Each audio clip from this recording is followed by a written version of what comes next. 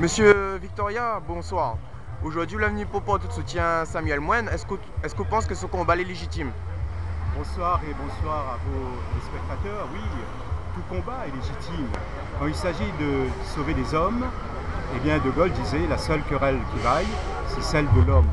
Et derrière l'engagement de Samuel Moine, il y a un engagement pour les individus, pour les êtres humains, pour les indignés, pour tous ceux qui vivent en dessous du seuil de pauvreté et tous ceux qui souffrent également de cette mesure qui consiste à enlever du pouvoir d'achat aux plus démunis, notamment aux travailleurs dits pauvres. En tout cas, j'insiste beaucoup sur cette notion de travailleurs dits pauvres, ceux qui ont moins de 1,4 SMIC par mois et qui doivent faire vivre une famille avec l'eau, l'électricité, le téléphone, le loyer et toutes sortes de taxes.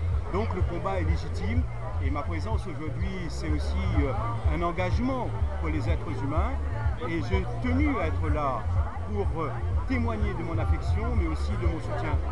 Je sors aussi d'un silence parce que ce gouvernement dans lequel figure Victorin Lurel, qui a été député lorsque moi-même j'étais député, j'ai beaucoup travaillé avec lui. Nous avons cherché le consensus pour résoudre la crise ultramarine qui est née en Guyane, Guadeloupe, Martinique et La Réunion. Il y a eu la Corbino, il y a eu la prime COSPAR et tous ensemble nous avons d'une seule voix porté très haut les revendications de nos populations, de nos peuples. Nous avons réussi à mettre en place le RSTA et nous avons réussi à mettre en place le RSA. Et aujourd'hui, lorsqu'on voit que ce même Victorin Lurel, qui est devenu ministre, avec toutes celles et ceux qui nous ont critiqués en nous disant que c'était la casse sociale, on voit que le RSTA est arrivé à sa fin et on n'a pas vu ces femmes et ces hommes monter au créneau.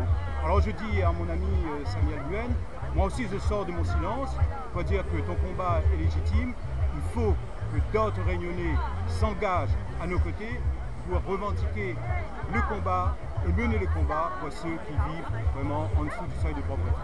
En tout cas, on vous remercie pour tout. La Réunion TV.